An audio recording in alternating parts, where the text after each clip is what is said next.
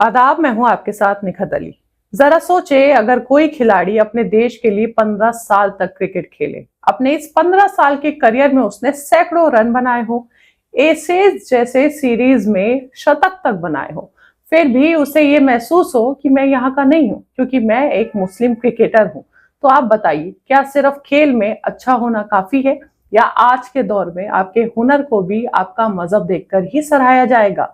हम ऐसा क्यों कह रहे हैं, ये समझने के लिए आपको दरअसल ऑस्ट्रेलियन खिलाड़ी उस्मान ख्वाजा की कहानी सुननी होगी। उन्होंने एक लेख लिखा है, उसमें कई ऐसी बातें लिखी है जो सिर्फ ऑस्ट्रेलिया नहीं, हमारे देश की भी एक कड़वी सच्चाई है। बस फर्क इतना है कि यहाँ इतनी बेबाकी से बोलने का जज्बा किसी में नहीं है।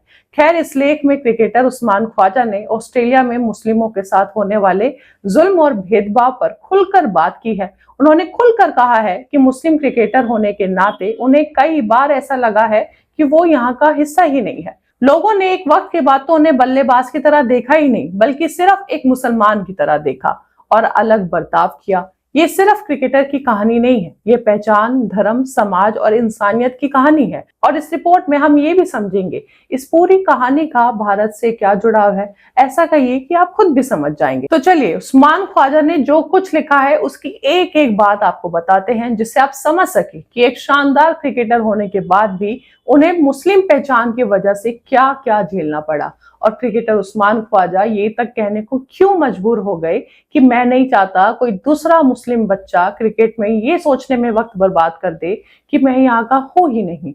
शुरू से शुरू करते हैं। उस्मान ख्वाजा का जन्म पाकिस्तान के इस्लामाबाद में हुआ था। बचपन में ही उनका परिवार ऑस्ट्रेलिया में जाकर बस गया। वहां उस्मान पश्चिमी सिडनी में बड़े हुए, जहां अलग अलग देशों के, भाषाओं के और धर्मों के लोग साथ रहते हैं। ख्वाजा लिखते हैं कि उन्हें बचपन में सबसे पहले मुस्लिम होने की वजह से नहीं, बल्कि ब्राउन किड यानी सांवले रंग की वजह से काफी कुछ महसूस कराया गया। कभी मजाक, कभी ताने, कभी सिर्फ ये एहसास कि तुम बाकी लोगों के जैसे नहीं हो। ख्वाजा आगे कहते हैं, उन्हें लगा क्रिकेट अलग होगा क्योंकि क्रिकेट का स्कोरबोर्ड किसी का धर्म नहीं देखता। उससे फर्क नहीं पड़ता कि आप कहाँ पैदा हुए हैं, आपका रंग क्या है, या आप किस मजहब को मानते हैं।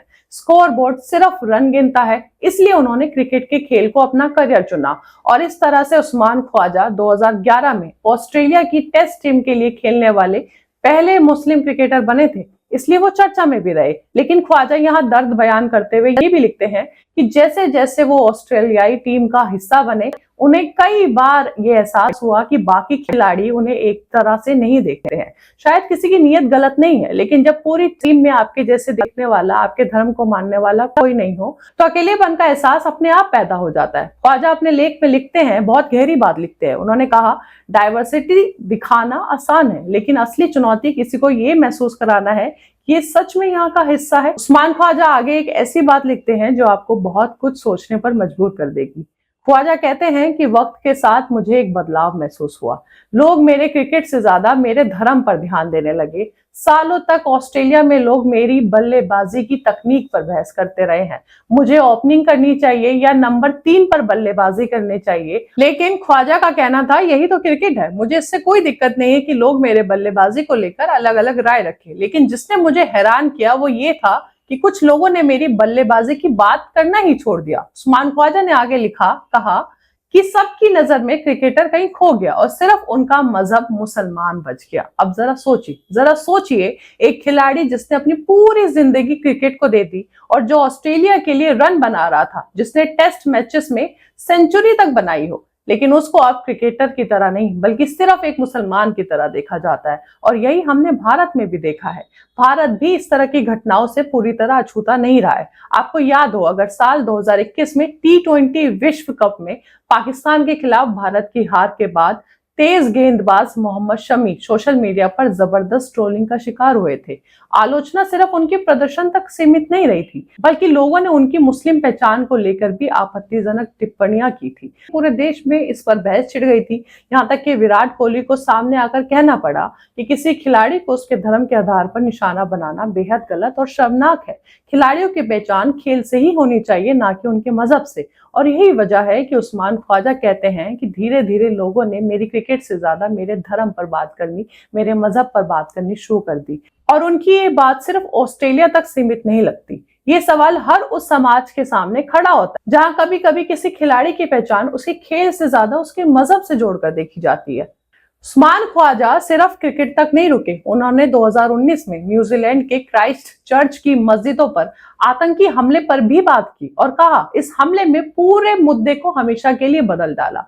नमाज अदा कर रहे बेगुनाह मुसलमानों को मार दिया गया, जिससे मुझे ये एहसास हुआ कि नफरत की शुरुआत सिर्फ हिंसा से नहीं होती, उसकी शुरुआत शब्दों से होती है, लोगों के बारे में बनाई गई सोच से होती है और बार बार किसी समुदाय को दूसरा बताने से होती है। ख्वाजा आगे कहते हैं कि यही वजह है कि उन्होंने ऑस्ट्रेलिया में इस्लामोफोबिया के खिलाफ बोलने वाले एक अभियान का समर्थन किया। उन्होंने कहा वो इस अभियान का समर्थन करते हैं क्योंकि ऐसी घटनाओं की रिपोर्ट करना बहुत जरूरी है। अक्सर मुस्लिम विरोधी नफरत और दुर्व्यवहार को ये कहकर टाल दिया जाता है ये तो सिर्फ ऑनलाइन लिखा गया है या ये तो किसी की व्यक्तिगत राय है, लेकिन नफरत धीरे धीरे बढ़ती है। इन घटनाओं की रिपोर्ट करने से ये पता चलता है और सबसे अहम बात यह है कि इससे पीड़ित लोगों को यह एहसास होता है कि वो अकेले नहीं है। उस्मान ख्वाजा अपने लेख में ये भी कहते हैं कि इस नफरत का असर सिर्फ उन पर नहीं पड़ा, उनकी पत्नी जो ऑस्ट्रेलिया में पैदा हुई और बाद में अपनी मर्जी से उन्होंने इस्लाम धर्म अपनाया, उन्हें भी कई बार उस्मान ख्वाजा से भी ज्यादा गालियां पड़ी, नफरत का सामना करना पड़ा। ख्वाजा कहते हैं जब आपके अपने सिर्फ उनके धर्म की वजह से निशाना बनाए जाते हैं तब समझ आता है कि नफरत सिर्फ एक इंसान को नहीं बल्कि पूरे परिवार, बच्चों और पूरे समाज को प्रभावित करती है। इसके बाद ख्वाजा एक बहुत बड़ी बात कहते हैं। वो कहते हैं कि मुस्लिम भी किसी दूसरे समाज की तरह अलग अलग राय रखने वाले लोग हैं, लेकिन ज्यादातर मुसलमान यही चाहते हैं जो हर आम इंसान चाहता है, समाज के लिए कुछ अच्छा करना और अपने धर्म को शांति से मनाने की आजादी। आखिर में ख्वाजा कहते हैं जब जब उन्होंने ऑस्ट्रेलिया की मशहूर बैगी ग्रीन कैप पहनी तो उन्हें गर्व महसूस हुआ, क्योंकि उनके लिए ऑस्ट्रेलिया सिर्फ उनका देश नहीं है बल्कि उनका घर है। और सबसे आखिर में उन्होंने एक ऐसी बात कही जो शायद इस पूरे लेख का सबसे खूबसूरत पैगाम है। उन्होंने कहा मैं चाहता हूं कि आने वाले समय में पश्चिमी सिडनी का कोई भी मुस्लिम बच्चा ये सोचकर बड़ा ना हो कि वो इस देश का हिस्सा है या नहीं, वो बस अपना बल्ला उठाए, क्रीज पर जाए और उसे भरोसा हो कि लोगों को सिर्फ इस बात से मतलब है कि वो कैसा खेलता है, यानी धर्म से नहीं, नाम से नहीं, पहचान से नहीं, मजहब से नहीं, किसी भी चीज से नहीं, बल्कि सिर्फ इसी चीज की अहमियत होनी चाहिए कि जो खिलाड़ी खेल के पिच में खेल रहा है वो कैसा खेल रहा है। उस्मान ख्वाजा के इसी संदेश को आज पूरी दुनिया पढ़ रही है। अब आपने उस्मान ख्वाजा का पूरा दर्द सुना कि एक मुसलमान होने की वजह से उनके हुनर को भी दरकिनार कर दिया गया। एक बेहतरीन बल्लेबाज होने के बाद भी उनके बल्लेबाजी पर नहीं बल्कि उनके मजहब पर बात की गई और सिर्फ उन्हें नहीं बल्कि उनके परिवार को भी नफरत भरी नजर से देखा गया। और ये भी एक बहुत बड़ी बात है कि आज ऑस्ट्रेलिया में रहकर उस्मान ख्वाजा ऑस्ट्रेलिया में ही मुसलमानों के साथ हो रहे भेदभाव और जुल्म पर खुलकर अपनी बात कह रहे हैं, जिसे पूरी दुनिया पढ़ रही है। वहीं भारत में भी कई बार ऐसा हुआ है जब मुस्लिम खिलाड़ियों को उनके मजहब की वजह से टारगेट किया जाता है। आम लोगों की बात तो आप छोड़ दीजिए, लेकिन अफसोस खेल को खेल की तरह देखना अब लोगों ने बंद कर दिया है। खिलाड़ियों की पहचान उनके खेल से नहीं उनके मजहब से होने लगी है। खेल ही एक ऐसी जगह थी जो धर्म जात से अछूती थी, लेकिन वक्त के साथ आज क्रिकेट जैसे खेल ने जिसकी दुनिया दीवानी है, पूरा देश दीवाना है, दुनिया दीवानी है, उस पर भी मजहब का रंग चढ़ गया है। चाहे ऑस्ट्रेलिया हो, हमारा देश हो या कोई भी देश हो, कहीं भी ऐसा नहीं होना चाहिए। अब आप उस्मान ख्वाजा की बातों को लेकर क्या सोचते हैं? अपनी राय हमें कमेंट बॉक्स में बताइए। हमारे चैनल मिल्लत टाइम्स को सब्सक्राइब कीजिए। अभी के लिए इजाजत दीजिए, बहुत बहुत शुक्रिया। अगर आप चाहते हैं कि मीडिया के मैदान में हमारी कोई आवाज़ बने, मिल्लत टाइम्स मजबूत हो और इसी तरह आज़ादी के साथ ये इदारा काम करता रहे, तो आपको इसकी मंथली मेंबरशिप और सब्सक्रिप्शन लेनी होगी। ज़्यादा नहीं, महीने में 99 या 299 की भी आप मेंबरशिप लेंगे, ये इदारा मजबूत बनेगा। आपकी आवाज़ को इसी तरह मिल्लत टाइम्स उठाता रहेगा। यहाँ एक QR कोड आपको दिख रहा है, इसको आप स्कैन कर सकते हैं या डिस्क्रिप्शन में हमारी वेबसाइट का लिंक मौजूद है, उस पर क्लिक कीजिए। इस तरह का पेज खुलेगा आपके मोबाइल पर, जहाँ पहले अपना नाम लिखना है, जिस तरह कॉलम बना हुआ है फर्स्ट नेम एंड लास्ट नाम का।